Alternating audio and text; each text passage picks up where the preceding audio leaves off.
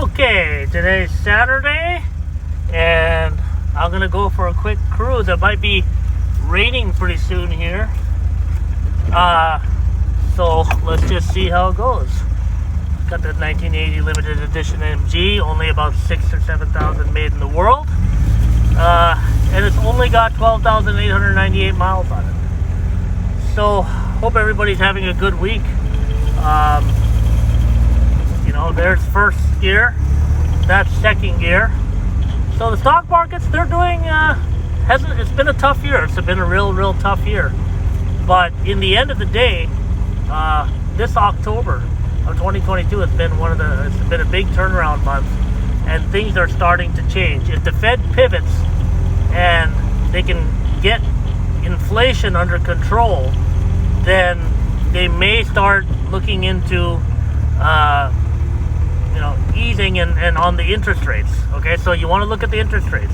The moment the interest rates start lowering, the expectations are lowering on how much the Fed is going to increase the interest rates, the better the stock market will be. So for example, if they're going 0.75 interest rates or 0.5 interest rates, then quite often, or even one point on the interest rate, then that's not so good. That may be good for the U.S. dollar. As the interest rates rise, the U.S. dollar can be stronger. So if you're doing forex trading and things, look into dollar strength. Okay, so that's what we have. Hang in there. Start dollar cost averaging. But it could be a dead cat bounce or what they call a head fake. Like head fake in basketball, you jump up and then actually things start coming down. So you want to be careful. You don't want to put all your money in to the market when you think things are turned around. Just put a little bit at a time and get some confirmation on the candlestick. So if you do trading, you always look for bullish, which means things are going up, and bearish candles, which are red candles. Bullish are typically green. And you don't just take the first bullish candle. You get a confirmation, and you want to make sure that yes, it's the bulls are definitely in control, and the bears are not quite. They tried to fight it off, but the bulls take over, and things are about to pivot and things are about to change. So you want to check that. In trading, and you want to keep an eye on the S&P 500, the Nasdaq. If things start turning around, remember, when you have recessionary times and difficult times, people go into the value play. Think energy, think healthcare, think value stocks. Your Procter & Gamble's, your Johnson & Johnson's, maybe McDonald's, or the things that everybody needs to survive. Even if there's periods of high inflation, you still need food to survive. Okay, you still need toilet paper to survive, shampoo, soap. I'm not going to go a day without taking a shower, I can tell you that right now, or not using toilet paper. So these are the type of things that you want to think about when you're looking into the companies. And the bottom line is, do they have earnings? If you've got good earnings and the company is doing well because people still need their products or services, consumers still need it, consumer staples, okay, then that would be a good play. Usually technology is nothing but growth stocks. Technology, the Nasdaq 100, a bunch of companies that a little bit riskier. Obviously, you've got your Apples and your Microsofts and your FANG stocks. Okay, keep an eye out for the FANG stocks. Facebook, Apple, Netflix, Google, Meta, Facebook. Facebook's had huge drop in the month of October. But things could be turning around. So your decision is: do you believe in Facebook? Do you believe in the metaverse and the way Zuckerberg has turned things around? Well, if so, then you might want to consider taking that opportunity and buying Facebook at these prices, okay? Along with, Netflix. Netflix, they've got a lot of memberships already out there. Are there going to be new memberships? If not, then why would you really want to invest more into Netflix? If people need more memberships, they can increase the price, but that doesn't mean that the overall profit margins are good. So that's what you want to look at in Netflix, okay? Amazon, look at those earning reports. Google and everything. If you're a firm believer in YouTube and things, so you got YouTube Premium, which I pay for, by the way, YouTube Premium. But so you've got to look at different types of things. And if you still have conviction for certain items, like I have a conviction for electric vehicles. Now, in hindsight, if I would have known when the war started energy has done phenomenal. My Vanguard fund for energy has done, I think, 42% return in the past year. I wouldn't have known that, but I mean, if you believe in the energy play, which can continue to happen as long as there's wars and there's uncertainty, then energy is another thing that we still need. Then you can go for the oil and the gas companies and things. If you believe in the alternative energy or the electric vehicles, then you can continue to look into Teslas and the Chinese stocks like the NIOs and the XPengs and all the other ones. I'm heavily invested in some of the electric vehicles, along with the charging companies that support the electric vehicles. And if those things turn around, then you want to come back and look, okay, if I predict that eventually the world is leading towards electric vehicles, and think outside the box. Don't just think of the United States, or think in terms of Europe. Think of previous adaptation. Okay, so if a lot of other countries are adopting that, even if you get 5% share in electric vehicles, if the U.S. goes to 5% with electric vehicles, then you can get, and you invest in the right companies, then you should be fine. Now, you can always go with the safest one, which is Tesla, which has a great network, and they're the leader. It's like Bitcoin and cryptocurrency. Tesla's the leader for electric vehicles. If you want to take a little bit more risk, then you can move into those other companies that could emerge and start to continue to compete with Tesla, even though Tesla has a huge competitive advantage, and they have a lot of market share already. But all the other companies are looking into electric.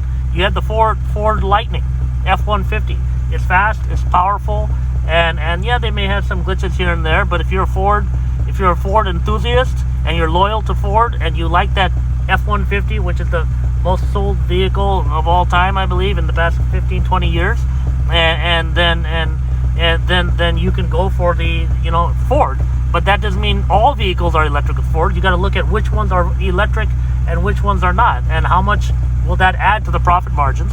How much would that electric F-150 add to the profit margin? So look at different things when you're analyzing. And I want to always say this: diversify.